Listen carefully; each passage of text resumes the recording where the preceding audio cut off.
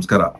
ಆ, ಮಹಾನ್ ಚಿತ್ರದಲ್ಲಿ ನಾನು ಒಂದು ಪಾತ್ರವನ್ನ ನಿಭಾಯಿಸ್ತಾ ಇದ್ದೀನಿ ಅಂಡ್ ಬಹಳ ಖುಷಿ ಆಯ್ತು ಈ ಒಂದು ಪ್ರಾಜೆಕ್ಟ್ ಅಲ್ಲಿ ಅಸೋಸಿಯೇಟ್ ಆಗಿ ವರ್ಕ್ ಮಾಡಿದ್ದಕ್ಕೆ. ಮೊದಲನೇದಾಗಿ ಬಹಳ ಒಳ್ಳೆಯ ನಿರ್ಮಾಪಕರು ಯಾವ ತರ ಎಜುಕೇಶನಲ್ ಇನ್ಸ್ಟಿಟ್ಯೂಟ್ ನ ನಡೆಸ್ತಾ ಇದ್ದಾರೆ ಅದೇ ರೀತಿ ಒಂದು ಸೆಟ್ ನ ನಡೆಸಿದ್ದು ಬಹಳ ಖುಷಿ ಆಯ್ತು ವರ್ಕ್ ಆಗೋದಕ್ಕೆ.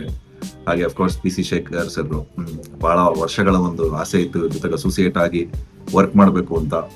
ಅಂಡ್ ವಿಜಯ್ ಸರ್ ಆಗಿರ್ಬೋದು, ಮಿತ್ರ ಅವರಾಗಿರ್ಬೋದು, ರಂಗಾಯಣ ರಘು ಸರ್ ಆಗಿರ್ಬೋದು, ಪ್ರತಿಯೊಬ್ಬರ ಜೊತೆಗೂ ವರ್ಕ್ ಮಾಡಿ ಬಹಳ ಬಹಳ ಒಂದು ಆನಂದ ತಂದ್ಕೊಟ್ಟಿದೆ ಈ ಪಾತ್ರನ ಅಥವಾ ಈ ಒಂದು ಚಿತ್ರದಲ್ಲಿ ನಾನು ಅಭಿನಯಿಸೋದಕ್ಕೆ.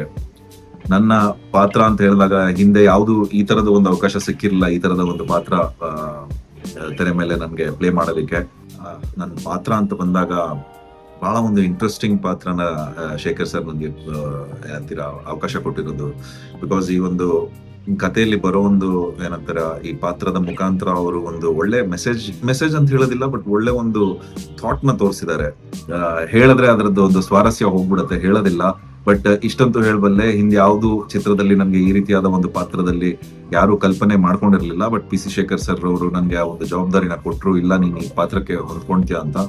ಸೊ ಅವರ ಒಂದು ನಂಬಿಕೆ ಮೇಲೆ, ಅವರ ಒಂದು ಡೈರೆಕ್ಷನ್ ಅಲ್ಲಿ ನನ್ನ ಏನೇ ಅಭಿನಯ ಇದೆ ಅದನ್ನ ನಿಮ್ ಮುಂದೆ ಇಟ್ಟಿದ್ದೀನಿ.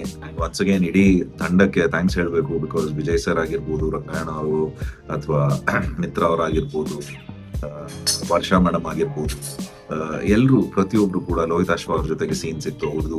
ಅಗೇನ್ ಆ ಒಂದು ಎಕ್ಸ್ಪೀರಿಯನ್ಸ್ ಬಹಳ ಖುಷಿ ತಂದ್ಕೊಟ್ಟಿದೆ. ರಮೇಶ್ ಭಟ್ ಸರ್ ಜೊತೆಗೆ ಒಂದು ಪಾತ್ರ ಸಿಕ್ತು, ಅಂದ್ರೆ ಒಂದು ಸೀನ್ ಸಿಕ್ತು, ಅದು ಕೂಡ ಬಹಳ ಖುಷಿ ಆಯ್ತು. ಅವ್ರನ್ನ ಬಹಳ ಒಂದು ಆತ್ಮೀಯತೆಯಿಂದ ನಾನು ನೋಡಿ ಬೆಳೆದವನು. ಸೊ ಅವ್ರ ಜೊತೆಗೆ ಒಂದು ಸ್ಕ್ರೀನ್ ನ ಸ್ಪೇಸ್ ಶೇರ್ ಮಾಡೋದಕ್ಕೆ ಸಿಕ್ಕಿದ್ದು ಕೂಡ ಬಹಳ ಖುಷಿ ಆಗಿದೆ. ಬಿಡುಗಡೆ ಆಗೋದಕ್ಕೆ ರೆಡಿ ಆಗ್ತಾ ಇದೆ, ಖುಷಿ ಕೂಡ ಆಗಿರೋದು. ಸೊ ಈ ಒಂದು ಏನಂತೀರಾ ಮೆಸೇಜ್ ಮುಖಾಂತರ ಥ್ಯಾಂಕ್ಸ್ ಹೇಳೋದಕ್ಕೆ ಇಷ್ಟಪಡ್ತೀನಿ ಇಡೀ ತಂಡಕ್ಕೆ ಅಂಡ್ ಎಸ್ಪೆಷಲಿ PC ಶೇಖರ್ ಸರ್ಗೆ ನನ್ನನ್ನ ಈ ಪ್ರಾಜೆಕ್ಟ್ ಅಲ್ಲಿ ಭಾಗಿಯಾಗಿಸಿದ್ದಕ್ಕೆ.